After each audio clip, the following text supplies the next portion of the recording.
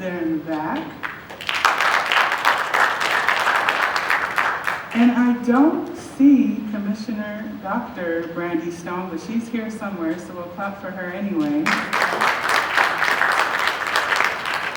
And most importantly, I want to thank all of you. So I know we have some very important people in the room, people who have been advocates within our community, who've served our state. I don't have great vision to see everyone who's here right now, but I want to acknowledge the effort that everyone has put forth, and one, just by showing up, because that is half the battle sometimes. So I want to recognize you all. Thank you all for coming. I'm sorry today I couldn't recognize you all by name, but the next program, I got you. So this teach-in was created to help us reflect on the ongoing struggle for equity and justice, not as a closed chapter in our history, but as a living movement demanding our attention and our action. We meet in deeply uncertain times when communities across New Mexico face mounting pressures to meet basic needs and preserve dignity. Just this week, about 460,000 New Mexicans, roughly 20% of our state population, were set to lose their federal Supplemental Nutrition Assistance Program benefits, or SNAP, or food stamps. But our state has stepped in, and if you did not check the news before you got here today, our governor did deploy $30 million in emergency aid to help offset the loss. In this context, we are reminded that violence comes in many forms. It is not only physical harm, but also the erosion of social supports, the denial of food and shelter, the neglect of communities. In all this, the New Mexico Martin Luther King Jr. State Commission recommits to putting the philosophies, legacy, and theories of Martin Luther King Jr. into active, community-based practice, not merely remembering his words, but living them through our programs, our advocacy, and our service.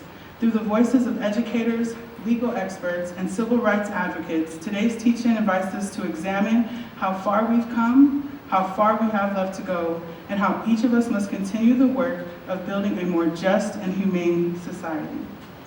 To begin our program, I am deeply honored to welcome Professor Marsha Hardeman, who has taught African American history at the University of New Mexico Africana Studies program. She has been a cornerstone in our community, an educator, mentor, and advocate whose leadership has shaped countless lives.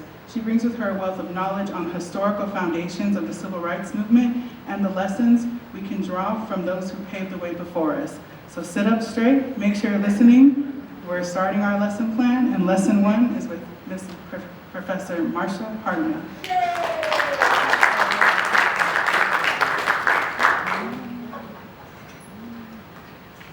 She said sit up straight.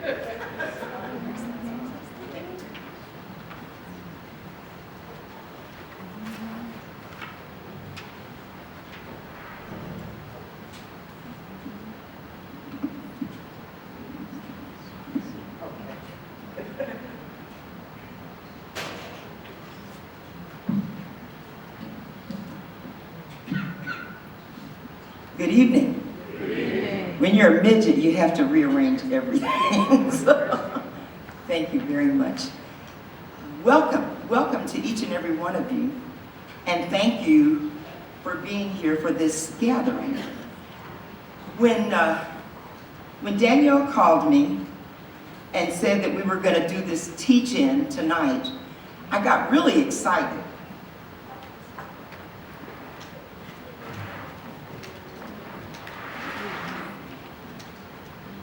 You know, when you're a teacher, you have to rearrange your room.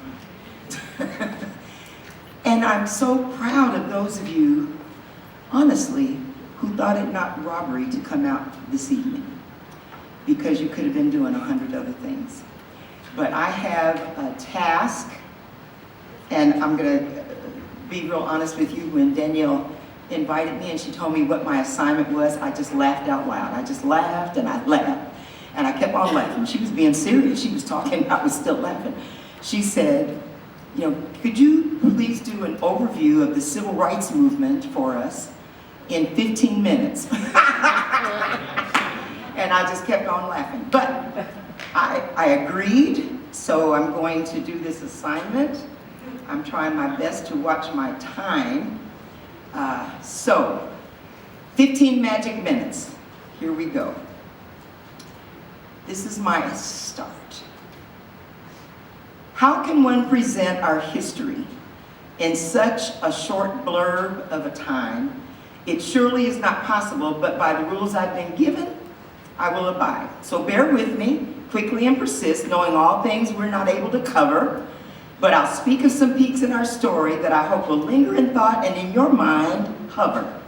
Know for sure that our stories do not begin in slavery or give homage to shackles, but our stories are of pride and knowledge and superpowers which surely will for some raise their hackles, like y'all's president, sorry. Yes, from African tribes of prominence where black men and black women ruled in dominance, Queen Nzinga, the warrior, and Nefertiri, who gave us the science of herbs for cosmetics and minds of query, or the builders of the Great Sphinx and the pyramids by people from Egypt and black countries in our surrounding myths, you should know of these great navigators of the world, how their diasporic sailings round the globe did hurl an impact that spread far and wide with adventures many others tried to hide. Now, some of our history you know. You know the names of the Reverend Dr. Martin Luther King. You know the name of Mrs. Rosa Parks. Hi, Michael. You know, but maybe you don't. Did you know, at the dawn of the Civil Rights Movement, which we typically regard as the period of the 50s through the 60s, is not the beginning of our civil rights struggle? Because if we limit to those years, then we have ignored and erased the important story of Claudette Colvin, who challenged the back of the bus Jim Crow laws in not the same year, 9 months before Mrs. Parks' refusal to give up her seat. But let's back up a bit more. Did you know of Ida B. Wells, who refused to give up her seat on a Memphis trolley in 1883 in Memphis, Tennessee? She got removed from the train because she refused to give up her seat. She sued the railroad company in 1884, and the court decided in her favor and ordered the railroad company to pay her damages, which they did. Now, the rest of that story is they appealed and her case got reversed, but she prevailed at first. Did you know of Elizabeth Jennings Graham? One of my students just talked about this woman yesterday in a presentation, who was a school teacher and a civil rights advocate. She was called the 19th century Rosa Parks, who challenged the Third Avenue Railroad Company, a privately held company who operated in New York City and who won successfully July 16, 1854, 100 years before the civil rights movement that we recognize and remember. But look, we can go back even further. One of the challenges I ask of my students over and over again is, when do you think the real beginning of the resistance, the civil rights movement, began?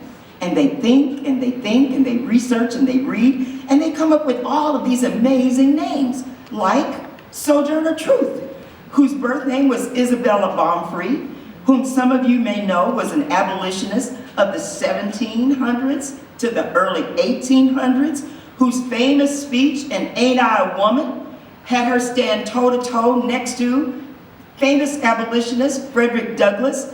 But she was also a suffragette who stood up for the rights of women when she spoke, and she gave her famous speech saying, "Ain't I a woman? Ain't I worthy of the same rights as white women? No man ever helped me to cross a mud puddle or into carriages or give me a best place at the table. And ain't I a woman? Look at my arms," she would say as she held up her strong ex-slave arms. "I've plowed and I have planted and I have gathered into barns and I have borne 18 children, and ain't I a woman?" She was a fighter, and in her effort to move the civil rights movement forward, she stood toe-to-toe with any man who challenged her, even at that time. So I know you all know of some. You know of Brown v. Board of Education. I think you know that Thurgood Marshall was the primary attorney in there. But did you know of the Honorable Constance Baker Motley, who did all of the groundwork, whose name we have practically forgotten in that whole era? Do we know, besides the NAACP, there has been CORE and SCLC and SNCC, all of these organizations whose efforts collectively help to move us forward year by year, decade by decade, right into this century. So you might know, you remember, the Supreme Court declared racial segregation illegal and unconstitutional in the 50s. The Montgomery bus boycott eliminated a lot of the discrimination in 1955. You know of Sister Rosa's role that eventually got us the Civil Rights Act of 1964, and then later the Voting Rights Act of 1965. But do you know of any of the behind-the-scenes work that was still going on? Because at the 64 Democratic National Convention, they refused to allow Fannie Lou Hamer to even speak at the Democratic Convention to talk about all of the discriminatory efforts that were still levied against black people.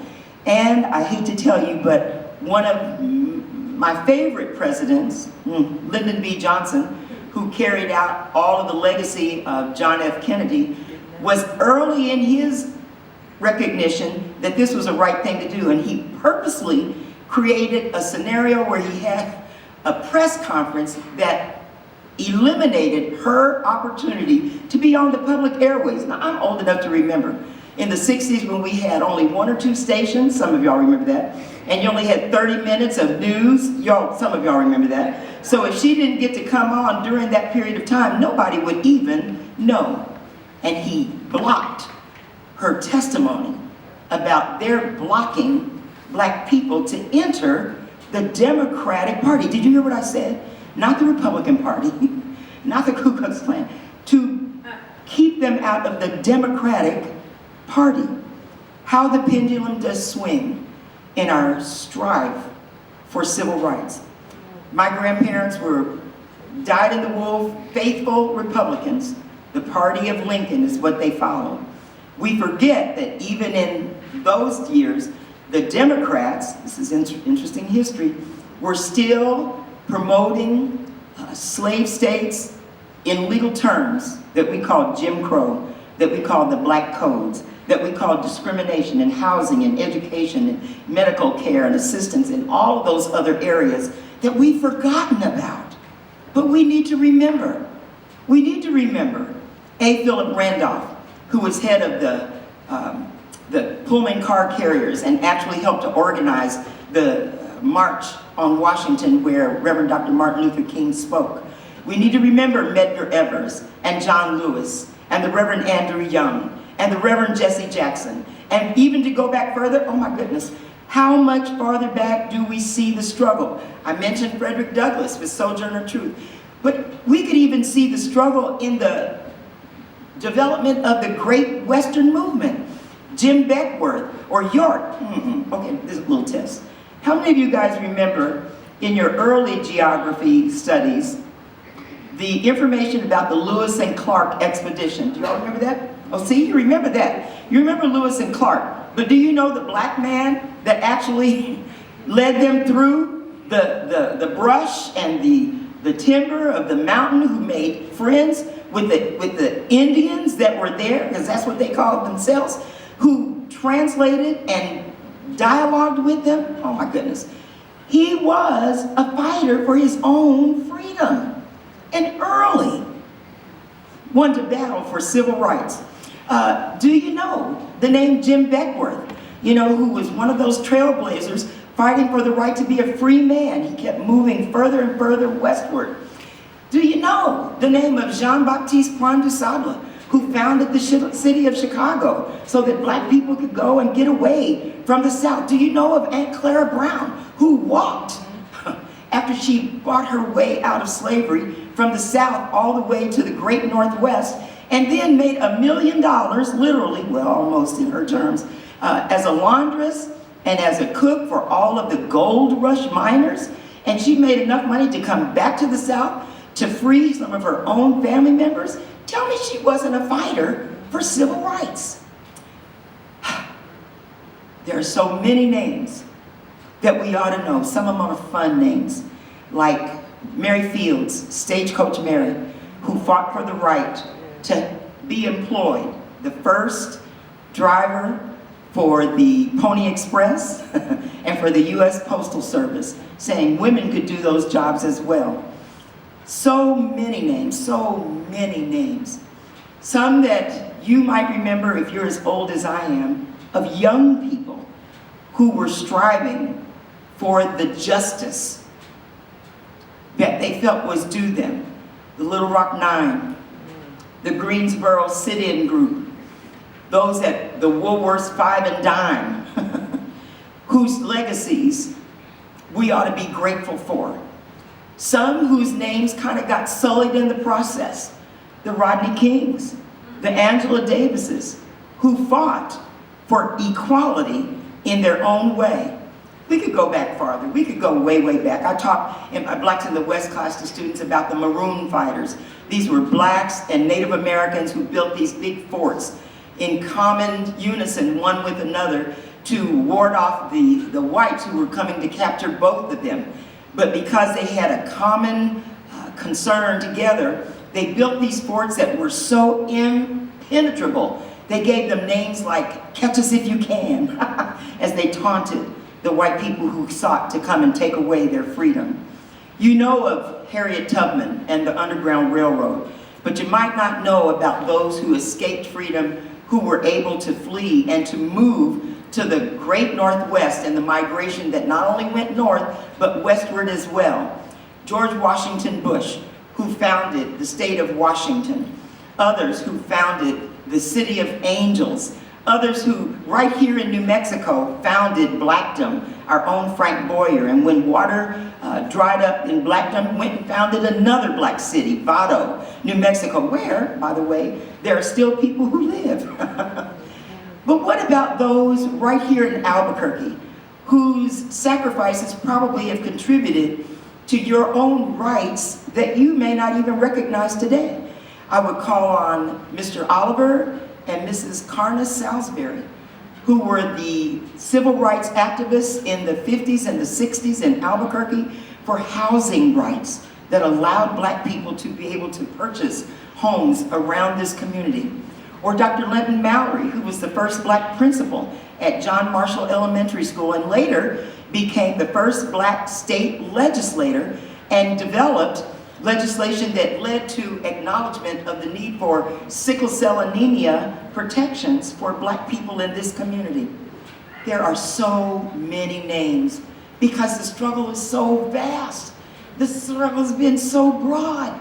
It's hard to even figure out when all of this begins.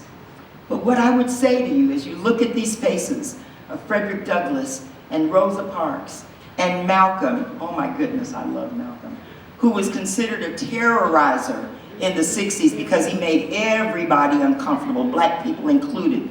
But nowhere, I challenge people, can you find any evidence of any initiation of violence ever advocated or initiated by Malcolm X. His power was in his words, and so are ours. So I end with this. The struggle continues. Each and every one of us are fighters in the struggle. The struggle continues. Each of us here, each of us now, whether great or small, we all must do our part. I say to you, each of us here, each of us now, whatever your gift, just give it your all. Right now, right here, today is where you start. You continue the struggle and be part of the iconic, historic civil rights movement of the United States of America. May God bless you and keep you.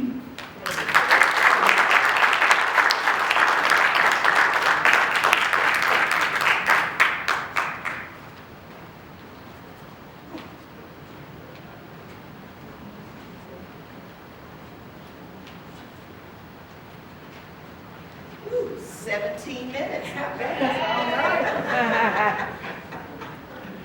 Thank you, Professor Hardeman, for grounding us in that powerful history and reminding us that the progress we see today is built on generations of courage and resilience. Next, we have the privilege of hearing from Professor Sonia Gipson Rankin, a nationally recognized legal scholar and one of New Mexico's leading voices on technology and justice. Professor Gipson Rankin's work explores how algorithms and artificial intelligence impact fairness, bias, and equity in the justice system. Her presentation, Justice by Algorithm, challenges us to think critically about how technology intersects with human rights and how we can safeguard justice in an increasingly digital age. Please welcome Professor Sonia Gipson Rankin. Good evening. I'm honored to be here, and I'll tell you, I'll be honest. She's a musician.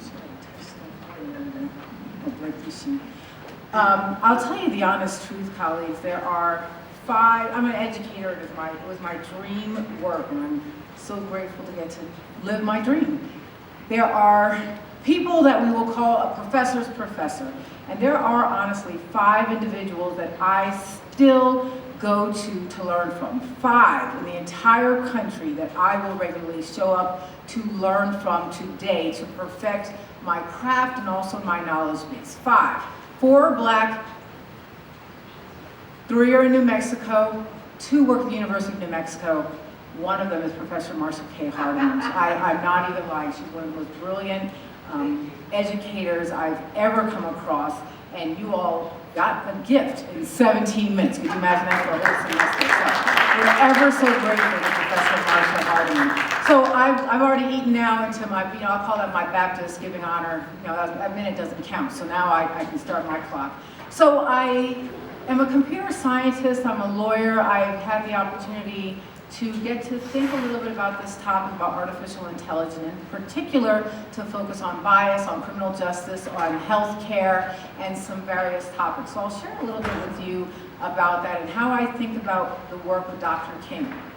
Some of the most innovative things that we see right now with artificial intelligence got its start in the 1960s. It was a really cool happening time. There were really cool go-go booths. They were getting idea that maybe an Afro might be a company. It was still early. We haven't figured it out yet.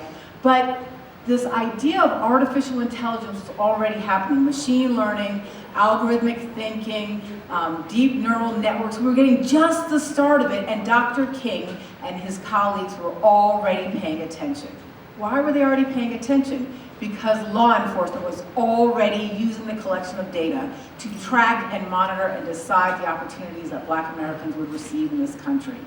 So this is not a far off thing, and I'm actually very glad that the MLK Commission here in New Mexico is actively thinking about it, because Dr. King was thinking about it. And he and his colleagues, people like Abe Philip Randolph, who you heard about, Baird Rustin, were already asking this question in particular. Will this technology serve humanity and dignity, or will it deepen inequality? And they were already watching for it in terms of who was being hired at IBM and who was having a chance to code the next kind of the deep learning that was occurring. They were already looking into this. And this idea of thinking about bias and artificial intelligence and its impact in criminal justice is really a civil rights emergency. It's an emergency. I'll tell you the truth. Family law is my favorite subject in the entire world. It wakes me up in the morning. Thinking about property rights, you used to get excited with me. But criminal justice keeps me up at night. The things that are happening to people in the public square, the speed in which the technology will make decisions about you and I will be irreversible. And they will carry for generations simply by being attached to your name. So we need to be thinking about this right now, right? About the injustices that can hide inside an algorithm and what we must be doing right now to protect our rights. So let's start with how artificial intelligence learns and why this matters. And this is a very quick kind of lesson on this, but my colleague Melanie Moses and I at the university, we talk about this, and she gave a phrase that I absolutely love. It's not magic, it's math.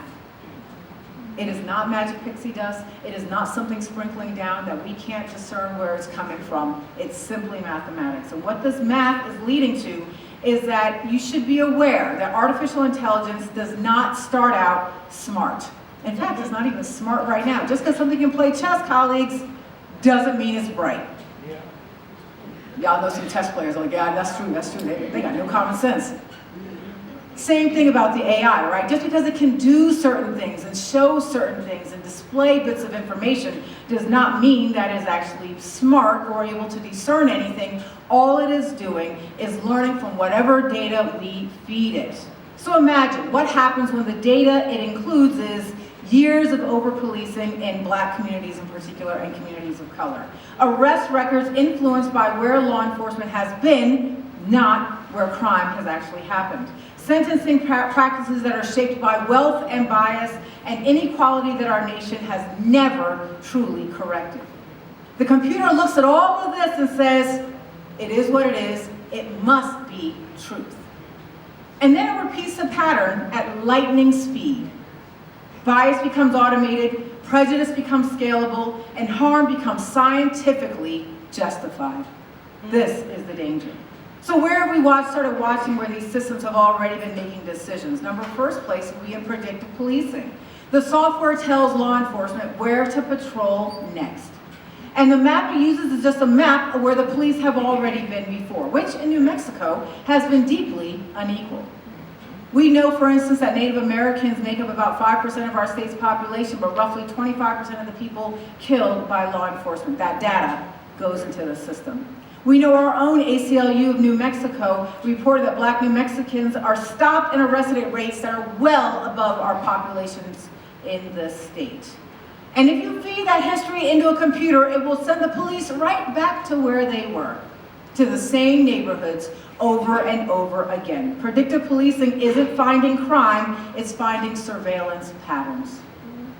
Next instance is when we look at risk assessment scores. And in New Mexico, in our correction system, they are using a product called Compass.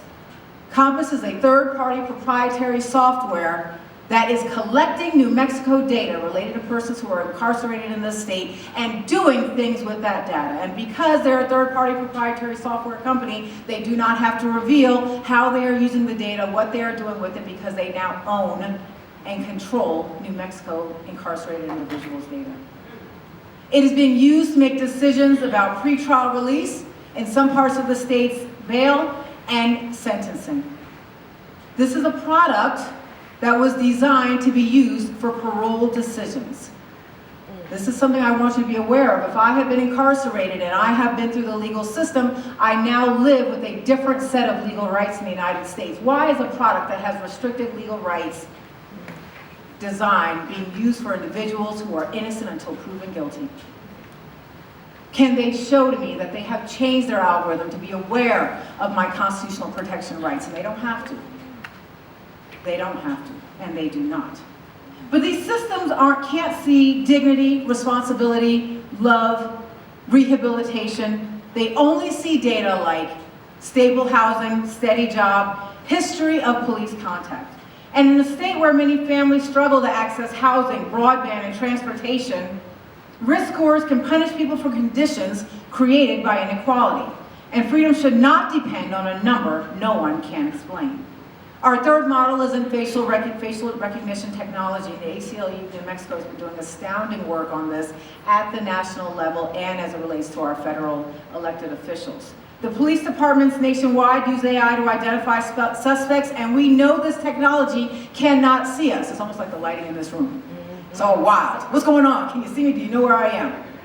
These systems perform worse on darker complexion individuals and on Black women in particular. Every known 7 out of the 9 wrongful arrests tied to facial recognition in the United States has been a Black person. If we bring that here without guardrails, who knows what kind of harm will happen first. Next one we look at is AI interpretation of police videos. This is the next thing that is being promoted, is that not only is law enforcement wearing cameras, but now the AI will create summaries of what they are hearing and interpreting with conversations. So what we know in the court of law is that if I say I heard yelling and the AI reports that they heard screaming, that means something different in terms of what psychologists have discovered jurors remember about the use of word behavior, aggressive, restraint, and non-compliant. And what we've already seen is that it is labeling, in particular, any bodily movement by Black individuals as threats. AI turns stereotypes into evidence, and the technology doesn't need to hate us to hurt us. This is the next major area that we're walking through, is because we're trying to work through some changes that you're hearing happening at the federal level, some dialogue you're hearing come from the leadership that says that we need to move away from disparate impact and only look at discriminatory intent. And as I said, technology doesn't need to hate us to hurt us.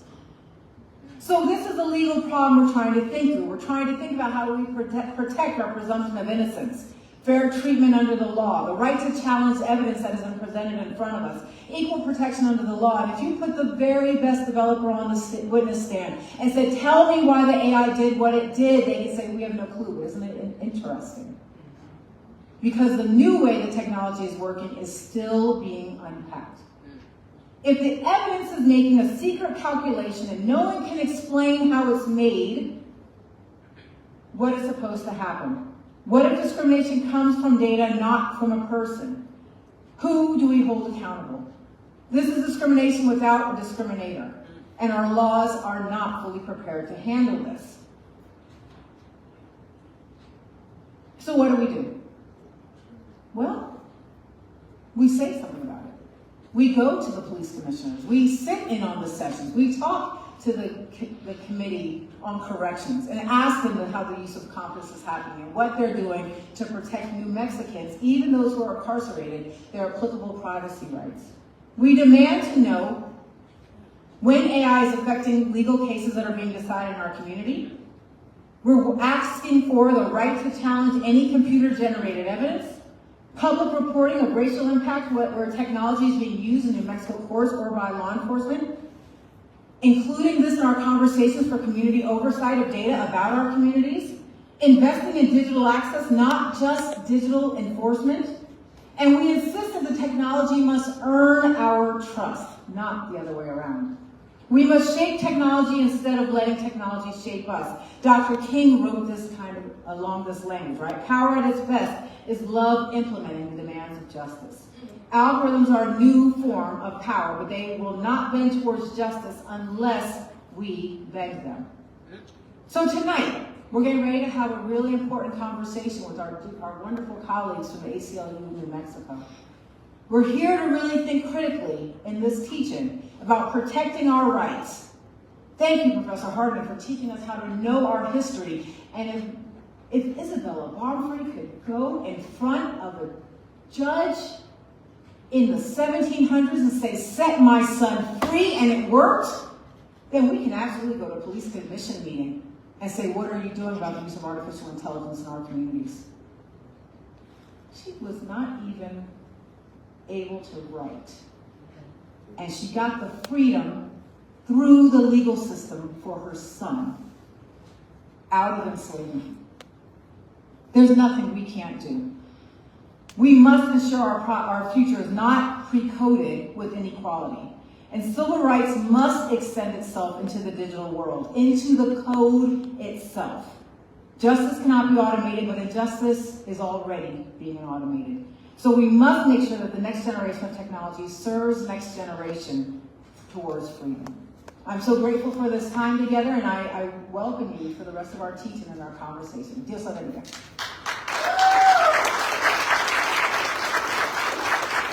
Because of our president and his administration.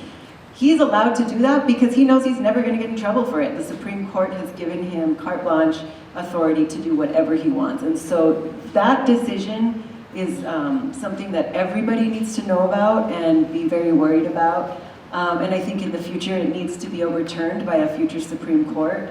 Also, it's also important to remember that he's the only, Trump or whoever's the president is the only one that enjoys that immunity. So the people that are falling in line and doing these things, not just the killings, but all of the other illegal acts, sending the National Guard out, like terrorizing communities, to the extent that they're criminal, those people are not immune from liability or from criminal prosecution. And I want people to know that, because even though he's acting like a king, and he might not be held accountable on this earth, Um, others will, and that's my hope. And so I'm not going to play the video I had here, just out of concerns for time, but I do want to flag the video that he put out on the No Kings rally day. It was an AI-generated video where he's, he has his crown on, he's in a plane, and literally dropping feces on the American people who are protesting him. And so you can Google it, but it just shows you what a sick personality that we are living under. And yeah, I won't make you watch that. Okay. The next big problem, again, it's not civil rights per se, but it's connected to civil rights, is Congress. Congress's absolute failure to be a check on Trump and his administration. They're, blindly loyal to this person, and they are not acting as a co-equal branch of government. They're not utilizing their investigation powers and their investigatory powers, despite the fact that so much corruption and so many illegalities and so many violations of rights are happening. There's none of that happening. And I think we're used to, a partisan divide in this country, but not to this level where they will absolutely stick their heads in the sand, no matter what this man does. It's pretty terrifying. And they've pretty much delegated all of their powers to the president at this point. If you think trade, tariffs, that's supposed to be under Congress's purview. Emergency powers, deploying National Guard to American cities. National security, again, blowing up boats in international waters. And the result is just what we're living through right now. Okay, go ahead and go to the next one. So immigration, I'm sure everyone is aware, this is just, it's really hard to watch for me personally. I'm sure everyone in this room feels that same way when you see what is happening to people in our community who have been here for many years, oftentimes decades. So who's ICE targeting right now? Probably your neighbors, your friends, your family members, community members. They are being hunted down by masked agents throughout this whole country. In Chicago, there was recently an operation called Operation Midway Blitz, which targeted specifically people in quote-unquote sanctuary cities. So there it was in Chicago. We are considered in Albuquerque, again, quote-unquote sanctuary city. And for the most part, we have avoided the mass raids that we're seeing in other parts of the country. That doesn't mean they won't happen. I tend to think it's because Trump doesn't even know New Mexico is a state, because he's so dumb. But maybe that's probably not it. I think it's because he doesn't get the big headlines from a state as small as New Mexico. But we are not immune from targeting, and us at the ACLU are constantly vigilant and just watching for what's going to happen next. They're targeting unaccompanied minors, which are children who have come into the country without their parents. There was an operation called Freaky Friday recently that ICE conducted, where they're working to remove these children who came to the U.S. alone seeking protection. And some of the things that they were telling these children when they would detain them is that if they don't sign certain documents, that their parents would go to prison. Making them give up their asylum claims, accepting criminal liability, a host of things. These are children. And then, one of the things he campaigned on was, I'm going to get rid of all the criminals, all the people who are making, menacing our country. And, we knew that was not the case. But I think a lot of people, the worst of the worst, yeah, that's exactly what he said. And then he keeps saying people, this is another just example of how stupid he is. He keeps saying asylum, people from asylums, because he doesn't know the difference between asylum seekers and people who are in, again, quote unquote, mental asylums. And so every time I hear him say that, it just makes me want to tear my hair out. But yeah, so what a lot of reporting has found is that the vast majority of people who are being detained right now do not have any criminal charges. And so those numbers are getting, the number of people who are being detained without criminal charges are growing by the day because there's just not enough people with criminal charges to arrest. So they're moving on, not moving on because they've been doing it since the beginning, but they're just targeting anyone right now without legal status in the country. Okay, go to the next one, please. And these are just, this is just an example of just a couple of headlines that I just Googled, and like so many came up. I had my pick, but the people that they're targeting: children, parents, veterans, journalists. Okay, next slide, please.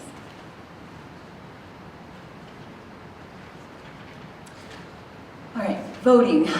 This is another really depressing section. As you probably know, the Voting Rights Act has been being chipped away kind of little by little over the last several cases that the Supreme Court has decided. 2013, the pre-clearance requirements were essentially written out of the law, which required certain jurisdictions in our country with histories of discrimination to get approval from the federal government before they changed any voting laws. So that's gone. And immediately after Shelby v. Holder came down, like literally the next day, states started enacting really restrictive voting laws. I can't say that name. Bronovich, I think, versus Democratic National Committee was another one that narrowed Section 2 of the Voting Rights Act, but there was still a little bit left, and now, just last week or the week before, Louisiana versus Calais was argued. It has not been decided, but all signs point to essentially the complete gutting of the Voting Rights Act in Section 2. Essentially, what the plaintiffs argued was that the Voting Rights Act in itself, this is not technically what they said, but this is what they meant. The Voting Rights Act itself is racist, and that it's in violation of the 14th Amendment, which has completely perverted voting rights, the Voting Rights Act to its core, and it's just a really, it's a really sad time in this country for voting rights and for all the fight and struggles that people went through to get here for it to be completely gutted by this court. So that's another one that hopefully in the future, with a better Supreme Court, we can undo. All right. Other types of voting suppression measures. I don't think I need to belabor any of this. This is probably all things you know. The one thing I do want to mention is the DOJ monitoring of elections. So, you know, historically, DOJ has been used to monitor elections to secure and protect the rights of people of color who are trying to access their right to vote. But we know just last week, the DOJ announced that they're going to be monitoring elections in New Jersey and California next week. And the districts that is that 5 minutes or what? Oh, okay, sorry. Very quickly.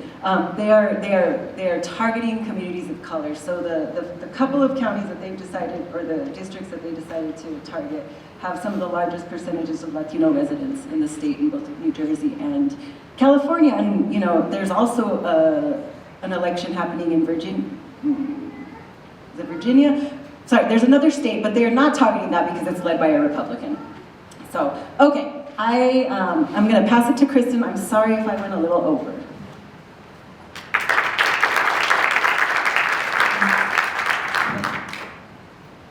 Well, thanks everybody for being here and for staying with us as the night goes on. Can everybody hear me okay? Yes. Great, okay.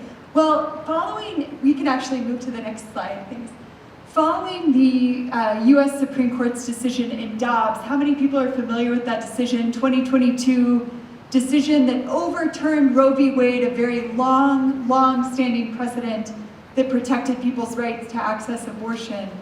We have seen the devastating consequences of that ruling over the last few years, and it comes against the backdrop of racism in our healthcare system.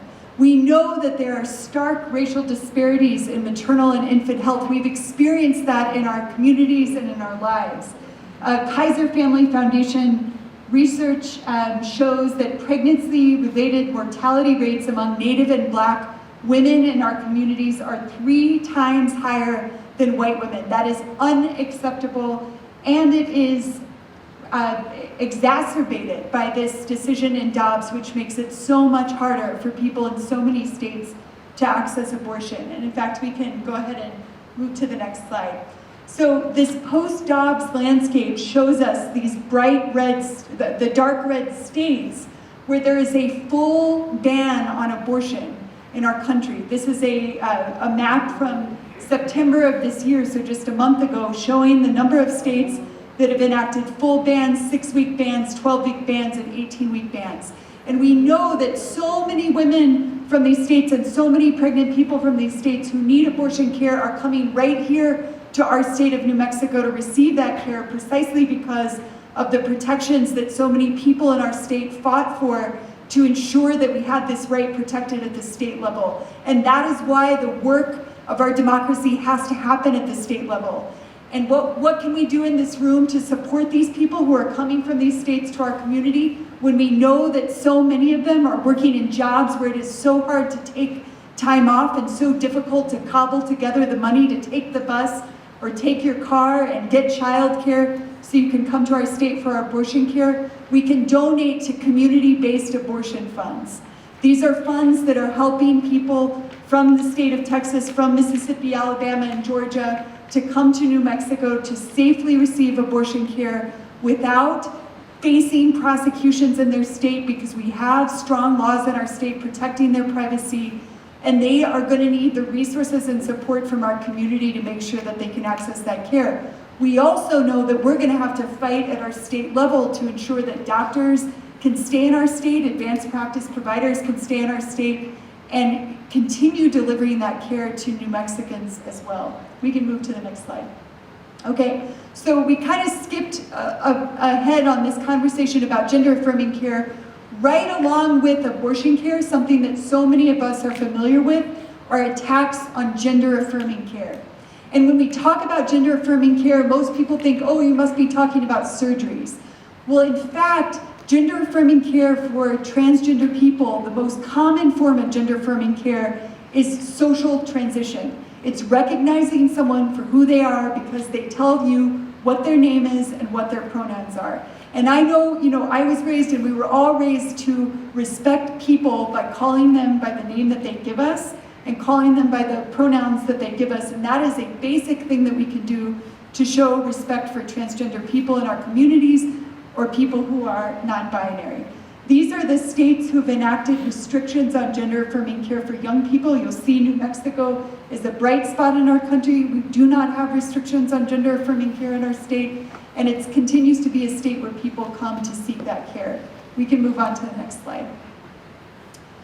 So this is part and parcel of a decades-long plan, a centuries-long plan from the people who are in charge of this administration and their predecessors to attack diversity and equity in our society. We can move on to the next slide. And we can move back to the other really quick. So we had a US Supreme Court decision 2023, a poorly named group, but very effectively for media purpose students for fair admissions. This was a challenge to admissions policies. A key takeaway from the majority opinion in that case, which basically prevents universities from operating affirmative action programs that have been so crucial to bring so many people into professional study in our universities, is that people can still talk about the effects that race has had on their lives, discrimination, the pride that they take in their race in their college admissions essays. So much of the project of the right is to shut us down and prevent us from telling our stories when we know that storytelling is the way that we change people's minds and build trust and change people's opinions on these crucial issues. And one point that people can make when they're applying for college is that they can still talk about race, and they should talk about race if they're comfortable doing so in their college admissions essays. So that was a very brief tour through this work, but Leon's gonna wrap us up, so thank you all.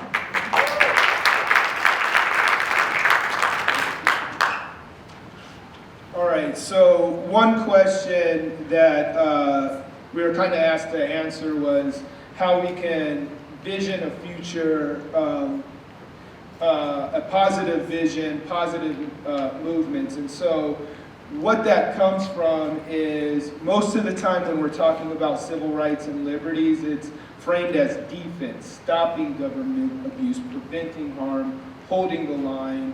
And that's vital work, and we have to continue to do that.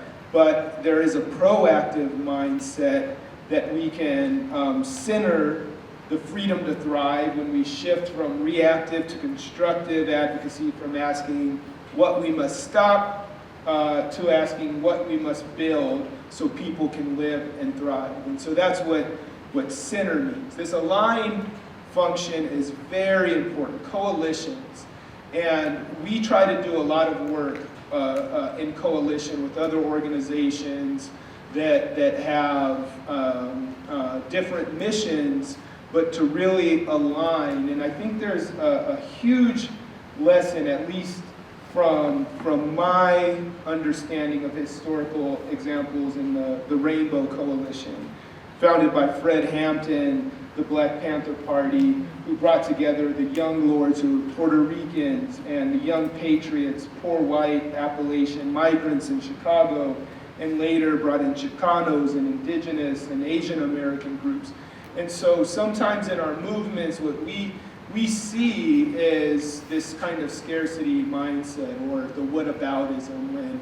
When black folks get mentioned, somebody's going to raise their hand and say, well, what about this? And I feel like, you know, we can move together strategically, take issues at a time that we're centering on, and move across issues instead of kind of some of this infighting that happens in liberal spaces. So that align category is to really do deep hard work to align and build coalitions across demographics to move together to fight against what we're seeing.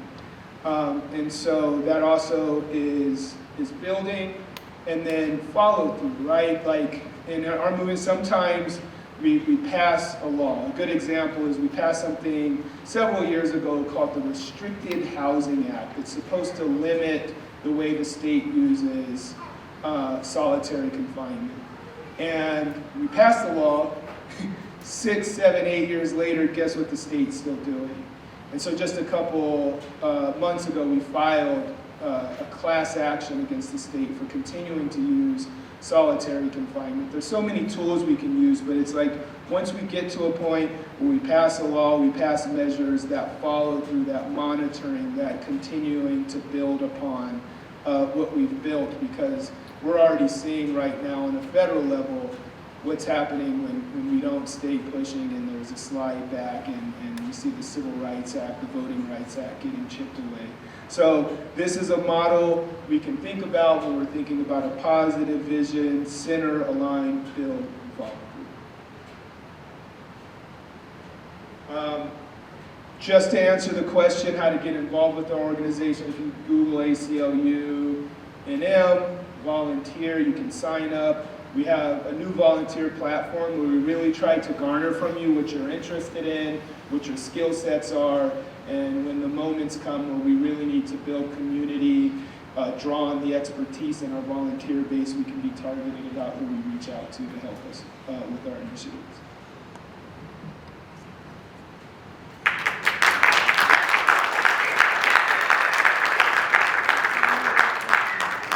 Okay, hello everyone. Thank you so much.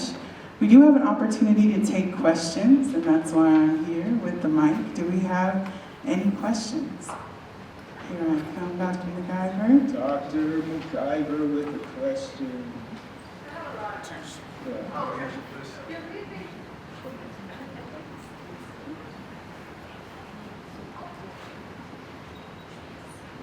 Okay, first I want to thank everybody, because in this moment in time, if we don't hold and remember our history, it will be lost and we will be erased.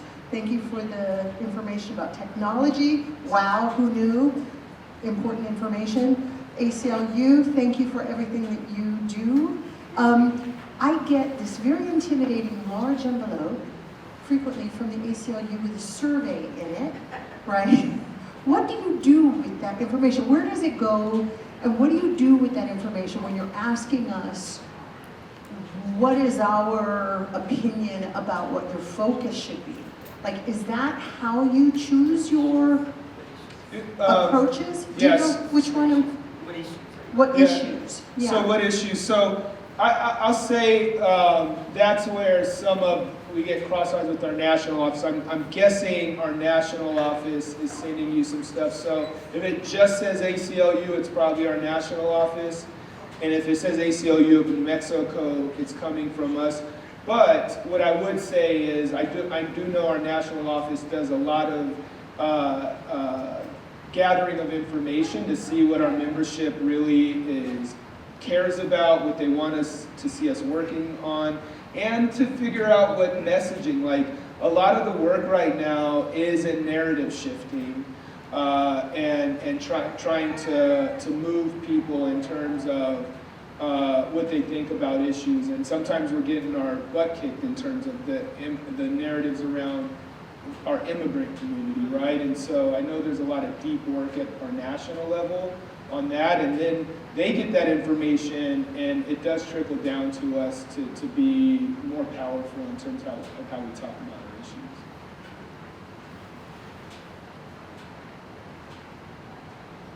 Greetings, thank you. My name is Tiffany, and I'm here with Virginia Collective through the Equity and Inclusion Office. So we're really grateful to be here to hear this information. I wanted to just share some information with a cherished elder educator here in regards to historical information that I would task everyone else in the room to do your own independent research. Thank you. About American Indians and the origin of the Civil Rights Act. It was originally termed the American Indian Act, I believe, and also the laws that are implemented that prohibit, in the 20s, that prohibited American Indians, which we were originally classified as associating as American Indians, and being called Negro, Black, African American currently. I don't know if there's time for anyone to address these things, but this is all part of enumeration, paper genocide that has created disconnects from the land of the so-called Negro, Black American, African American people of this land. I don't know if anyone wants to address that, but I was kind of speaking to the original presentation about civil rights. Thank you. All right, thank you. We have one question back there, but Professor Hardeman, did you want to respond?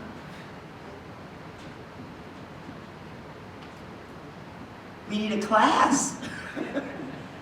There is so much information on the evolution of what we even chose to call ourselves versus what we have been called.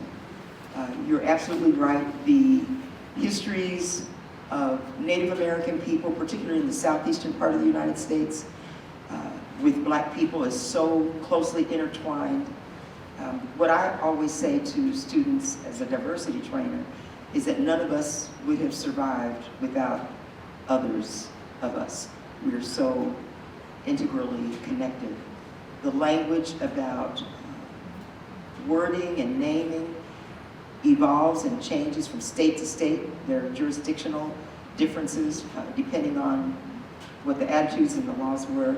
It's a wonderful area of research. It'll make you mad in some areas, but it's very fascinating. And it's just very broad. There's no way for us to address everything in 17 minutes. So, thank you. But a challenge. I meant to do this. You guys had the amazing gift right in the palm of your hands of being able to research and connect with a gazillion libraries all over the world. I dare you to open up your phone and look for the first Black whatever, the first interaction with Native. There's so much history that you can access yourselves right at the tip of your fingers on your cell phones. Use it. Use it. Yeah.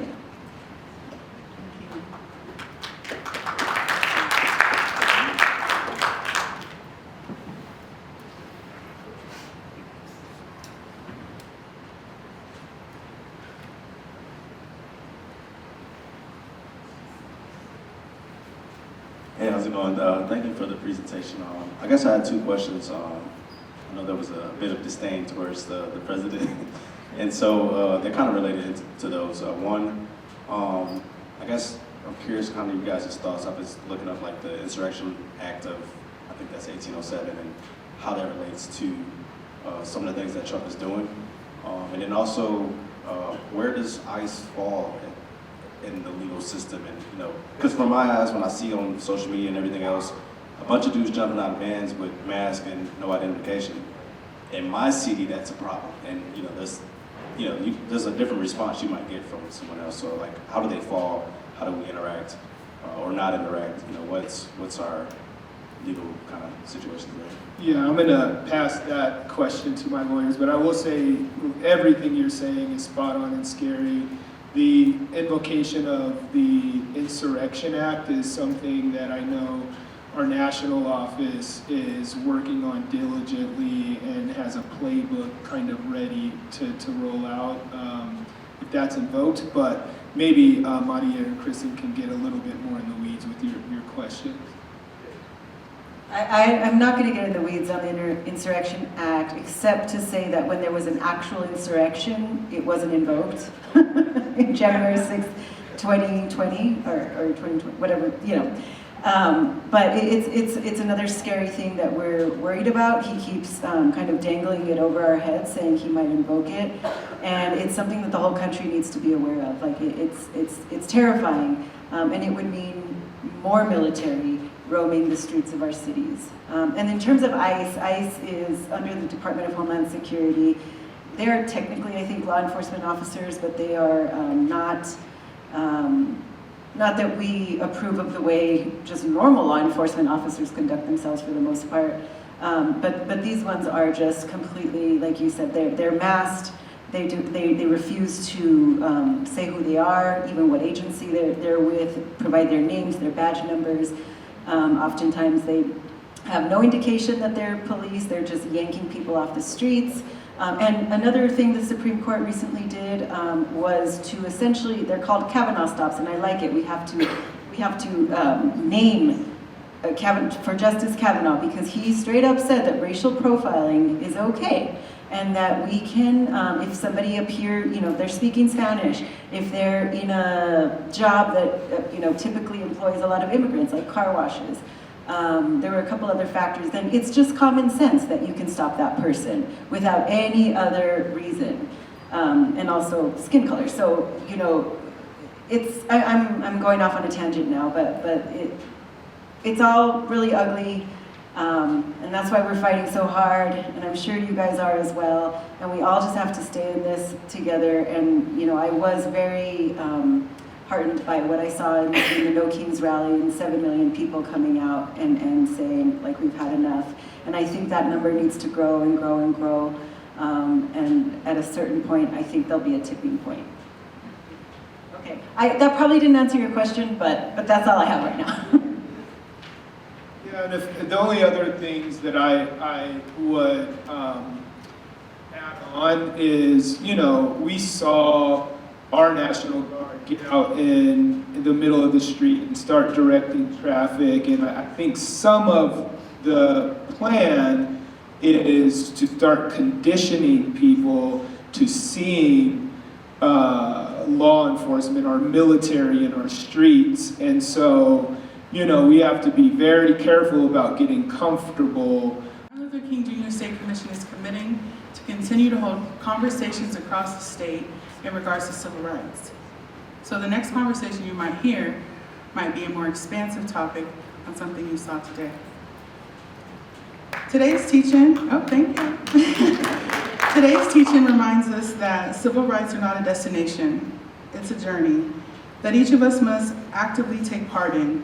Whether through education, advocacy, or everyday acts of courage, we each play a role in advancing the vision and equity and freedom for all.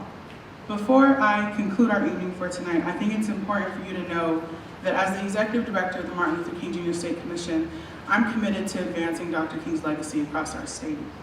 I want you to know that I'm a person who has come from a background deeply grounded in civil rights. I got to hear directly from Barbara Brown Simmons at the University of New Mexico, who wrote the proposal to found one of the first Africana Studies program in our country. I've stood in front of the casket of Emmett Till at the Smithsonian. I've stood at the corner of the Little Rock Central High School. I've stood in Daisy Gatson Bates' house. And most recently, I stood in the Lorraine Motel outside of room 306, where the journey of Dr. King ended, but his work did not die. I want you to know that I'm committed to this work, and I'm committed to serving our state. I want to thank you all, and I truly appreciate you for coming out tonight and for those who tuned in live.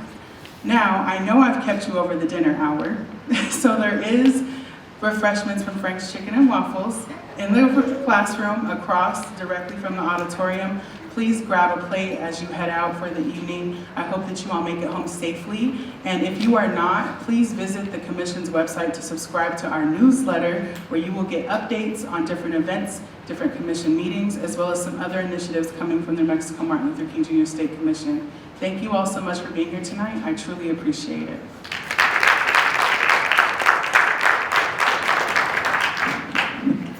This was good.